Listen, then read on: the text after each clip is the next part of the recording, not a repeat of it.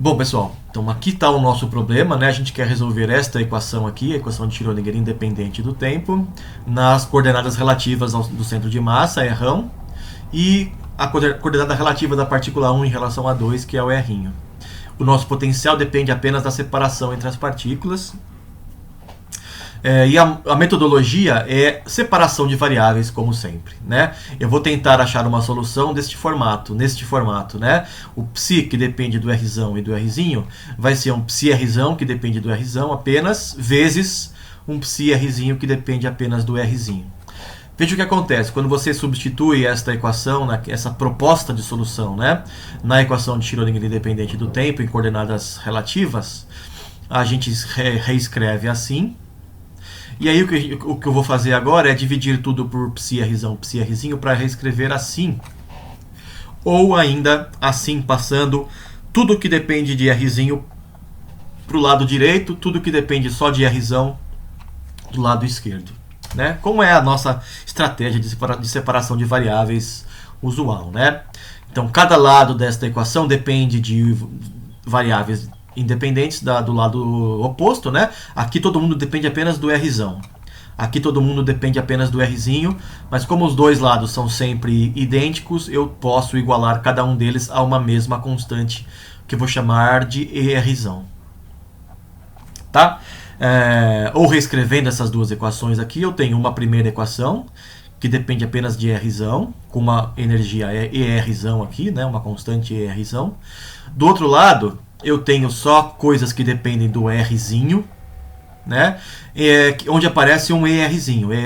Neste caso eu chamei Erzinho de Erzão, de E menos Erzão, perdão. Né? Erzinho é o E menos Erzão, ou seja, Erzão mais Erzinho é o E total, que é este E aqui, que é o que eu procuro, né? A energia do sistema inteiro de duas partículas. Eu separei em duas parcelas, né?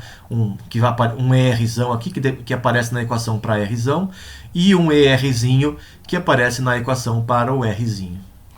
Repare, ó, que a primeira equação é uma equação que a gente chama de partícula livre, porque não aparece energia potencial nenhuma, né?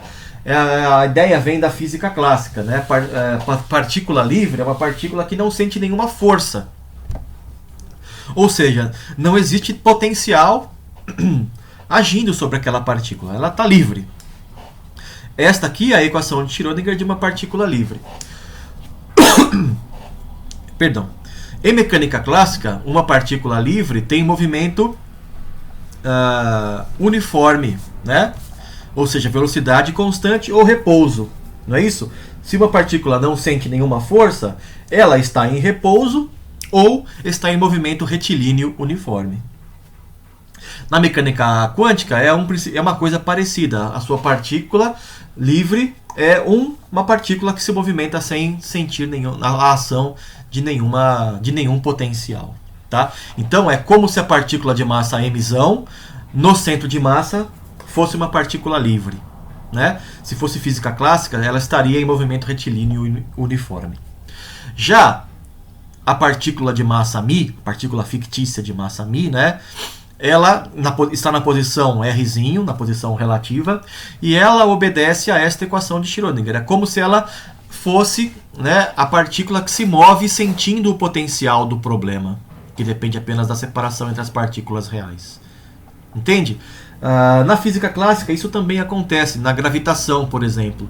Quando a gente estuda a gravitação em física clássica, talvez em mecânica clássica vocês tenham visto isso, ou mesmo em física 1, a gente pode considerar que o Sol e a Terra, por exemplo, né, vamos pensar no sistema Sol-Terra. O Sol e a Terra orbitam o centro de massa. O centro de massa fica em repouso ou em movimento retilíneo uniforme. Tá? Aqui neste caso é uma coisa parecida na mecânica quântica. Né? A partícula de massa μ, ou seja, as duas partículas, né, M1 e M2, orbitam o centro de massa que se movimenta como partícula livre. Tá? Então vejam que quando a gente resolveu o átomo de hidrogênio, por exemplo, né, a gente usou aqui a massa do elétron, né? Aqui a gente usava a massa do elétron. Na verdade, para resolver aquele problema, a gente deveria ter usado a massa relativa entre o elétron e o núcleo do átomo de hidrogênio. Tá? Vamos ver, então, qual é o erro cometido naquela aproximação que a gente fez lá no problema do átomo de hidrogênio. Né? Isso está no exercício 31 da lista 3. Calcule o percentual de erro com dois algarismos significativos na energia de ligação do hidrogênio quando a gente usa a massa do elétron ao invés de usar a massa reduzida do problema. Né? Sabendo que a massa de repouso do próton, né, o núcleo é apenas um próton, é 1836,15 vezes maior que a do elétron. Tudo bem? Bom, na aula sobre o átomo de hidrogênio, a gente viu que a energia era dada por esta expressão. Aqui eu coloquei este O aqui, né, EN0 ou ENO, para dizer que é aquela da aproximação. Né? Era sempre isso, h cortado ao quadrado sobre 2m ao quadrado, 1 sobre n ao quadrado. O n era um número inteiro, né, qualquer, de 1 a infinito. E a gente usou aqui a massa do elétron, que eu coloquei até ressaltado aqui em azul. Na verdade, uma expressão mais exata para essa energia é esta daqui, trocando a massa do elétron pela massa reduzida do sistema próton mais elétron. Tá? A massa reduzida desse sistema, né, é dada por esta expressão. Massa da partícula 1 vezes massa da partícula 2 sobre a soma das massas. Né? Bom, a massa do elétron, eu não vou nem colocar porque a gente não vai precisar dela, o valor numérico, porque vai acabar cancelando, né? Vamos deixar aqui em função. A massa do elétron vezes a massa do próton, que é 1836,15 vezes a massa do elétron. Tá bom? Fazendo esta conta, você vai achar isto daqui, ó.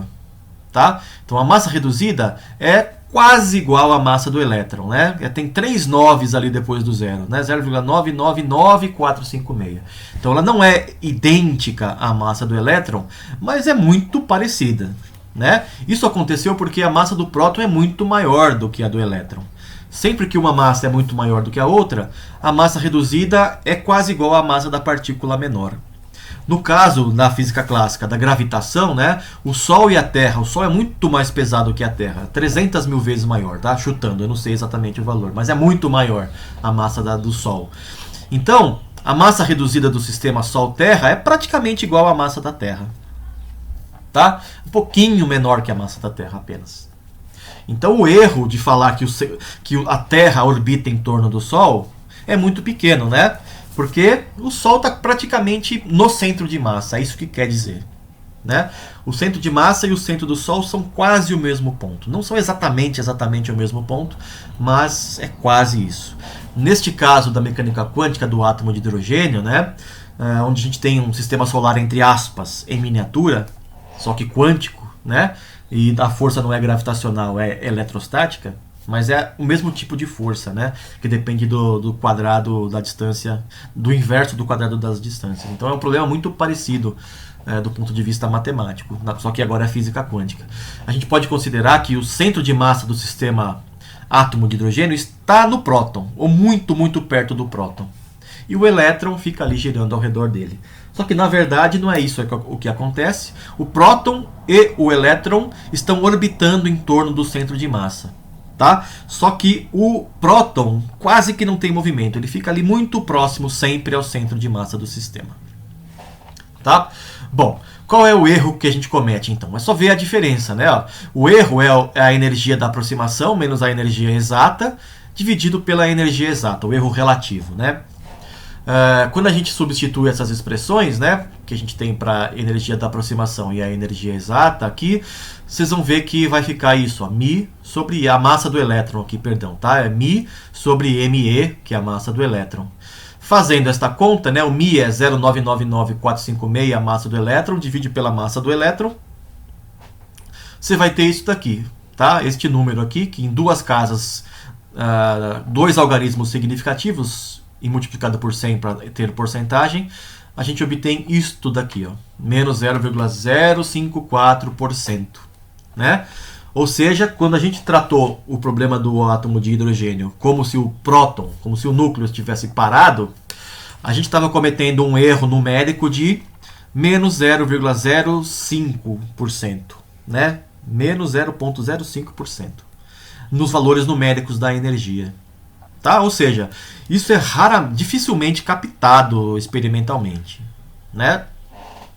A gente estava cometendo um erro conceitual, como eu já disse, né? O erro conceitual de considerar o núcleo parado, porque isso contraria o princípio da incerteza. Agora, numericamente, isso não tem muito efeito, né? A não ser que você tenha um equipamento que consiga detectar variações da ordem de 0,05%. Né? Se o seu equipamento não consegue captar este efeito, a aproximação é muito boa. Tá bom? Este, então, foi a primeira parte desta aula sobre muitas partículas, tá? Na sequência, nos próximos vídeos, eu vou falar de problemas um pouco mais práticos, tá bom? Até daqui a pouco, então, valeu!